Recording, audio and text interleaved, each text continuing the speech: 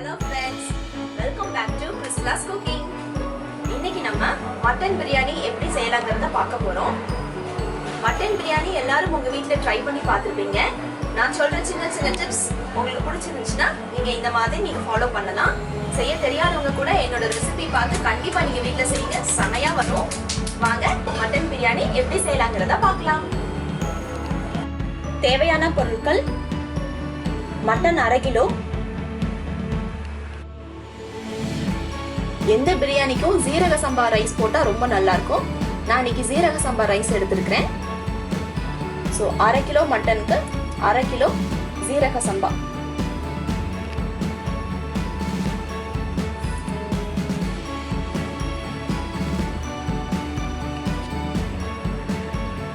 ஒரு பெரிய வெங்காயம், 3 தக்காளி, 1 கையளவு புதினா, 1 கையளவு மல்லி இலை, பாதி லெமன், 3 பச்சை மிளகாய், 2 டேபிள் ஸ்பூன் இஞ்சி பூண்டு பேஸ்ட். இஞ்சி பூண்டு பேஸ்ட் நீங்க பிரியாணிக்கு ஃப்ரெஷ்ஷா அரைச்சா ரொம்ப டேஸ்டா இருக்கும். அதனால ஃப்ரெஷ்ஷா அரைச்ச இஞ்சி பூண்டு பேஸ்ட் நான் எடுத்திருக்கேன். மிளகாய்த்தூள் உங்க காரத்துக்கு ஏற்ப, மஞ்சள்தூள் 1 டீஸ்பூன். தாளிக்கிறதுக்கு நல்லெண்ணெய் 4 டேபிள் ஸ்பூன், 2 டேபிள் ஸ்பூன் நெய், 1 பிரியாணி இலை, 1 பீஸ் பட்டை, 3 கிராம்பு, 2 ஏலக்காய், பாதி அன்னாச்சி பூ.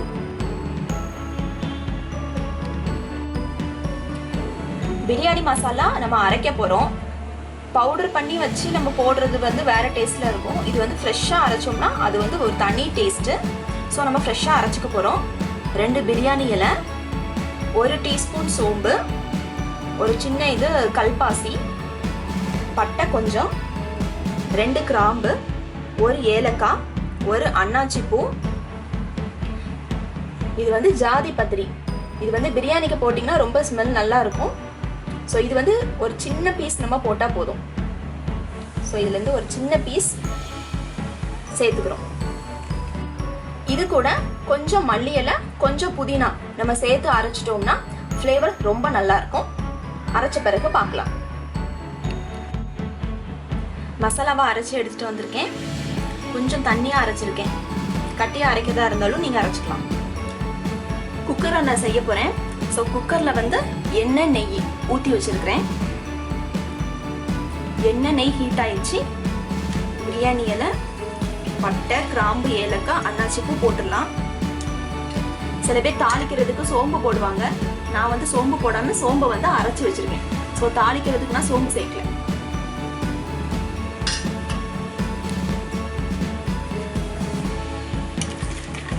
கொஞ்சம் அப்படி ஃப்ரை ஆகட்டும். இப்போ நம்ம வெங்காயம் போட போறோம். ஸோ நல்ல பெரிய வெங்காயமா இருந்துச்சு. பெரிய வெங்காயம் போட்டுக்கோங்க.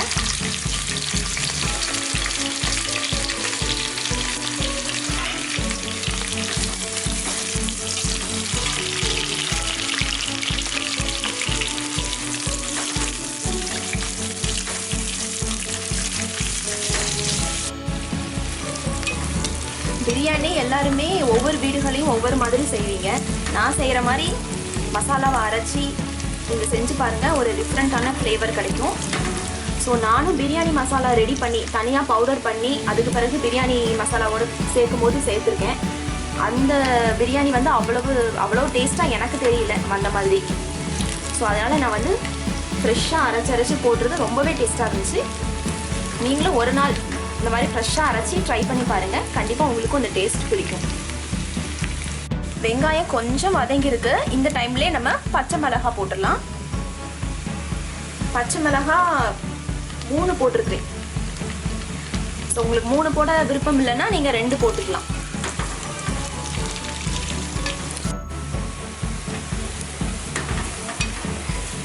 வெங்காயம் கொஞ்சம் ஃப்ரை ஆயிருக்கு. இந்த டைம்ல நம்ம இஞ்சி பூண்டு பேஸ்ட் போட்டுடலாம். மட்டன் பிரியாணிங்கிறதுனால இஞ்சி பூண்டு பேஸ்ட் கொஞ்சம் நிறைய போட்டிங்கன்னா நல்லா இருக்கும். சிக்கன் பிரியாணிக்கு நீங்க இஞ்சி பூண்டு பேஸ்ட் கொஞ்சம் கம்மி பண்ணிடலாம். மட்டன்ங்கிறதுனால நம்ம நிறையவே சேர்த்துக்கலாம். ஸோ நான் ஒரு 2 டேபிள் ஸ்பூன் நிறையவே எடுத்து போட்டிருக்கேன். இஞ்சி பூண்டு பேஸ்ட் வந்து நல்லா வதங்கணும். எந்த அளவு வதங்கணுங்கிறத நான் காட்டுறேன். இஞ்சி பூண்டு பேஸ்ட் வதக்குறது தான் பிரியாணியோட டேஸ்ட். நல்லா வதங்கணும்.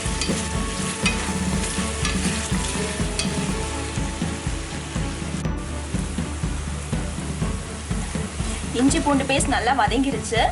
பார்த்தீங்கன்னா நல்லா அடியில் நல்லா அடி பிடிச்ச மாதிரி இருக்குது. ஸோ ரொம்ப அடி பிடிச்சிட்டுன்னு நினைக்க வேண்டாம். நம்ம தக்காளி உப்பு போட்டோன்னே அது சரியாயிடும். இஞ்சி பூண்டு பேஸ்ட் நல்லா வதங்கினா தான் பிரியாணி ரொம்ப டேஸ்ட்டாக இருக்கும். வதங்கலைன்னா டேஸ்ட் நல்லா இருக்காது. ஸோ நம்ம நல்லா வதக்கிக்கோங்க. பார்த்துக்கோங்க, நல்லா வதங்கியிருக்கு. ஸோ இந்த மாதிரி இருக்கணும், நல்லா வதங்கணும். இப்போ நம்ம தக்காளி போடலாம்.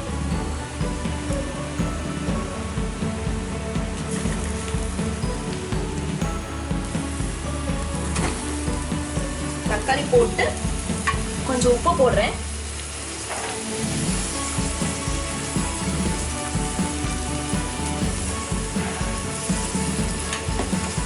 உப்பு போட்டுட்டு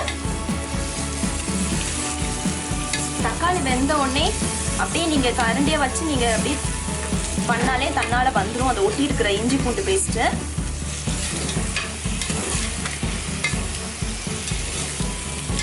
தக்காளி கொஞ்சம் வதங்கட்டும், அப்புறம் பார்க்கலாம். தக்காளி கொஞ்சம் குக் ஆன உடனே நான் வந்து கரண்டியை வச்சு கொஞ்சம் கிளறி விட்டேன். அந்த டைம்லேயே அந்த அடி பிடிச்ச மாதிரி இருந்துச்சு இல்லையா, அந்த இஞ்சி பூண்டு பேஸ்ட்லாம் வந்துருச்சு. ஸோ பாருங்கள், லைட்டாக நீங்கள் தக்காளி வச்சு இப்படி நீங்கள் பண்ணிங்கனாலே அழகாக அடி பிடிச்சது வந்துடும். ஸோ இதுதான் பிரியாணியோட ஒரு டேஸ்ட். தக்காளி நல்லா வதங்கிருச்சு. இந்த டைம்ல நம்ம மசாலா சேர்த்துடலாம்.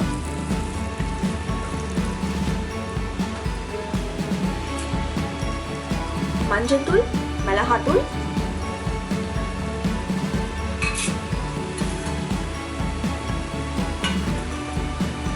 பிரியாணிக்கு நம்ம அரைச்சோம் இல்லையா அந்த மசாலா,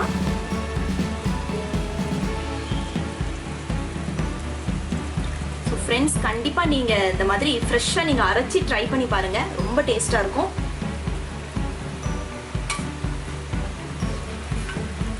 நெக்ஸ்ட்டு கொஞ்சோண்டு மல்லி இலை, கொஞ்சம் புதினா. ஸோ இன்னும் கொஞ்சம் மல்லி இலையும் புதினாவும் நான் கொஞ்சம் பாக்கி வச்சுருக்கிறேன். நம்ம கடைசியில் தண்ணி ஊற்றின போது இது போட்டோன்னா அதோட ஃப்ளேவர் டேஸ்ட்டாக இருக்கும். ஸோ கொஞ்சம் வச்சுருங்க மல்லி இலை புதினா.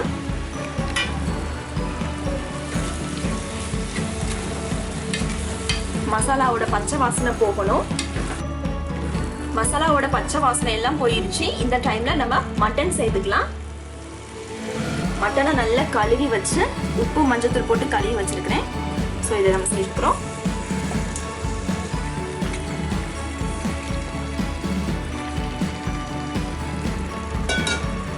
மட்டன் சேர்த்து கொஞ்சம் லெமன் ஜூஸ்,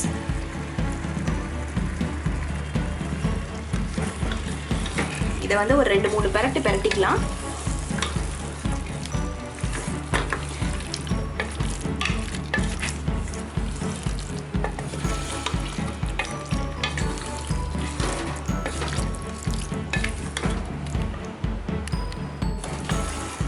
மட்டனை ஒரு நல்ல 2-3 பெரட்டிட்டு இந்த நேரம் நம்ம குக்கர்ல மட்டனை வேக வைக்கிறோம். கொஞ்சம் தண்ணி விட்டு ஒரு 6-7 விசில் விட்டுடலாம்.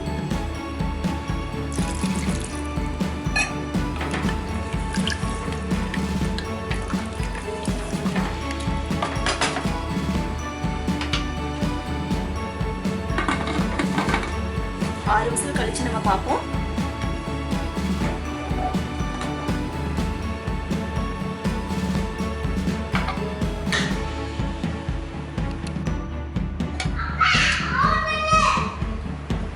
மினிட்ஸ் ஆயிடுச்சு. ஒரு 6-7 விசில் வந்திருக்கும். மட்டன் நல்லா வெந்துருச்சு. ஸோ இந்த டைம்ல நம்ம இப்போ தண்ணி கொதிக்க வச்சிடலாம்.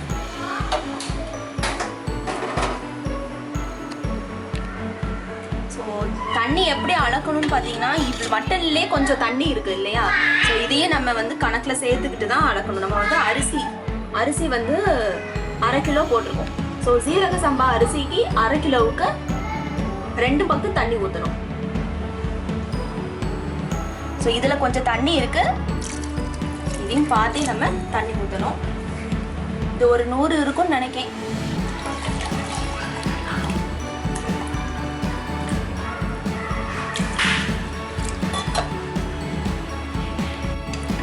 இப்போ 1/2 கிலோ அரிசிக்கு 2 பங்கு தண்ணி ஊற்றிருக்கிறேன். மட்டனில் நம்ம தண்ணி இருந்துச்சு, அதையும் கணக்கில் சேர்த்துட்டு தண்ணி ஊற்றிருக்கிறேன். இந்த டைமில் நீங்கள் உப்பு, காரம், புளிப்பு எல்லாம் செக் பண்ணிக்கலாம்.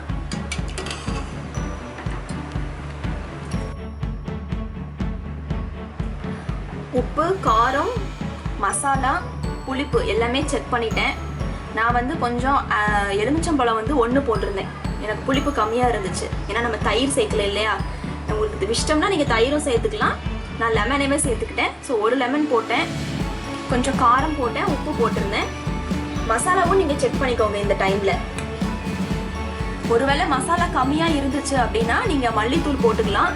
அப்படி இல்லை அப்படிங்கிற பட்சத்தில் நீங்கள் கரம் மசாலாவும் கொஞ்சம் போட்டுக்கலாம். பிரியாணி மசாலா வச்சுருந்தீங்கன்னாலும் அதையும் நீங்கள் போட்டுக்கலாம், அது உங்கள் இஷ்டம். எனக்கு மசாலா எல்லாம் கரெக்டாக இருந்தது. ஸோ இந்த டைமில் நம்ம இப்போ தண்ணி கொதிக்கணும். ஸோ இந்த டைமில் நம்ம மீதி வச்சுருந்த புதினா இலை, மல்லி இலை போட்டுக்கலாம். ஸோ இதோட சேர்ந்து நல்லா கொதிக்கும் போது நல்ல ஸ்மெல் வரும். ஸோ இந்த மல்லி புதினா வந்து 3 தடவை நம்ம வந்து பிரித்து போட்டிருந்தோம். மசாலா அரைக்கும் போது மல்லி இலை புதினா போட்டிருந்தோம், அப்புறம் மசாலா வதக்கும் போது மல்லி இலை புதினா போட்டிருந்தோம். இப்போ லாஸ்ட்டாக தண்ணி கொதிக்கும் போது மல்லி இலை புதினா போடுறோம். ஸோ தண்ணி கொதிச்ச பிறகு நம்ம பார்க்கலாம். தண்ணி நல்லா கொதிச்சிருச்சு. ஸோ நீங்கள் ஓப்பன் பண்ணும்போது பார்த்து ஓப்பன் பண்ணுங்க. ஸோ நல்லா கொதிச்சிருச்சு. இந்த டைமில் நம்ம அரிசி போட்டுடலாம். அரிசி பார்த்தீங்கன்னா நான் வந்து ஊரெல்லாம் வைக்கல, தண்ணி கொதிக்கிற அந்த டைமில் தான் நான் கழுவி தண்ணியை நல்லா வடித்து வச்சுருக்கிறேன். ஏன்னா ஊற வச்சோன்னா சில நேரங்களில் அரிசி குழஞ்சிருது சாதம், அதனால நான் வந்து ஊற வைக்கிறது இல்லை. ஊற வைக்காத சீரக அரிசி போட்டிருக்கேன்.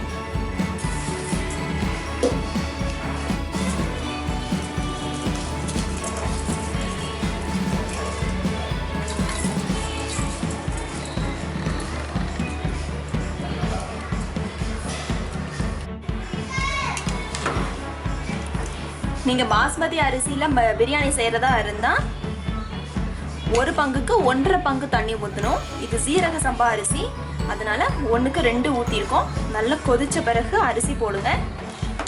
ஸோ இது வந்து ஒரு பெரிய பாத்திரத்தில் செய்கிற மாதிரி தான், ஆனால் நம்ம குக்கரில் செஞ்சுருக்கோம். ஸோ அந்த அந்த அந்த டேஸ்ட்டு கிட்ட இது வந்துடும். இந்த டைமில் ஒரு 2 டேபிள் ஸ்பூன் இல்லைன்னா 1 டேபிள் ஸ்பூன் நெய் விட்டுக்கலாம்.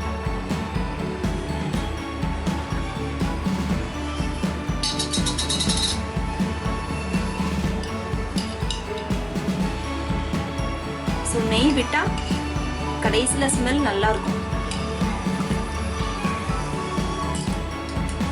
1 டேபிள் ஸ்பூன் நெய் விட்டுருக்கேன் நான்.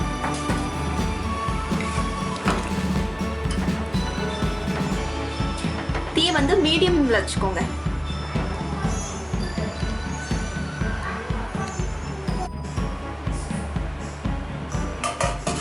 தீயை மீடியம்ல வச்சுட்டேன். இப்போ இதுக்கு தம் செய்யணும், தம் போடணும். அதுக்கு ஒரு பாத்திரத்துல நான் வந்து தண்ணி எடுத்துருக்கிறேன். இதையும் நம்ம சைட்ல நம்ம சூடு பண்ணிக்கலாம்.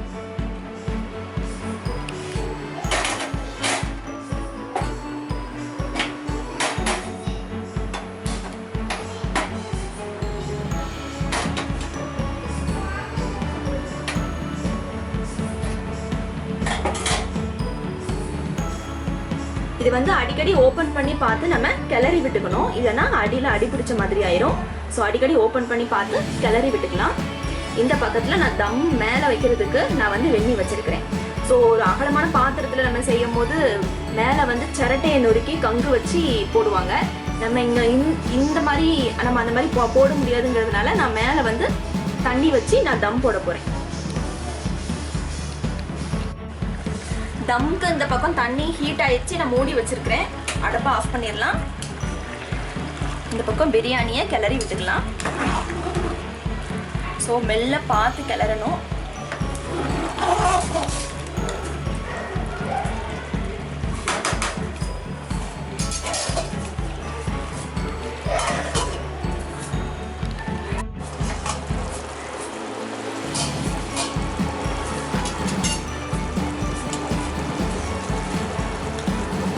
மெல்ல பார்த்து கிளறிக்கோங்க.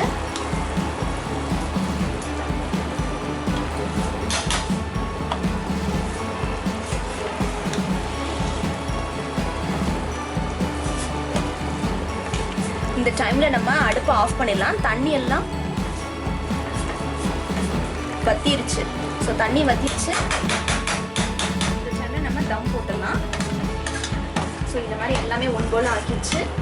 டீ வந்து சிம்மில் இருக்கட்டும். எல்லாம் ஒன் போல் ஆக்கிக்கோங்க.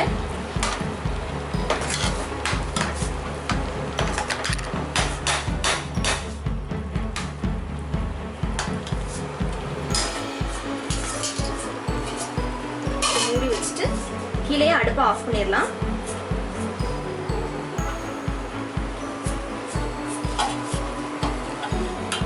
ஸோ வெந்நியை நம்ம மேலே தூக்கி வைக்கிறோம்.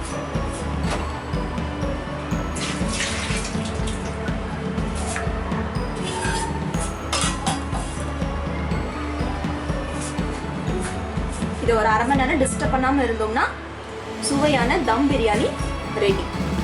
ஸோ நல்ல டைட்டாக க்ளோஸ் ஆகிருப்பாங்க. ஸோ நல்ல சாதம் வந்து நல்ல உதிரியாக வரும் பிரியாணி. ரொம்ப டேஸ்ட்டாக இருக்கும். தம் போட்டு முடிச்ச பிறகு எப்படின்னு சொல்லி நான் காட்டுறேன்.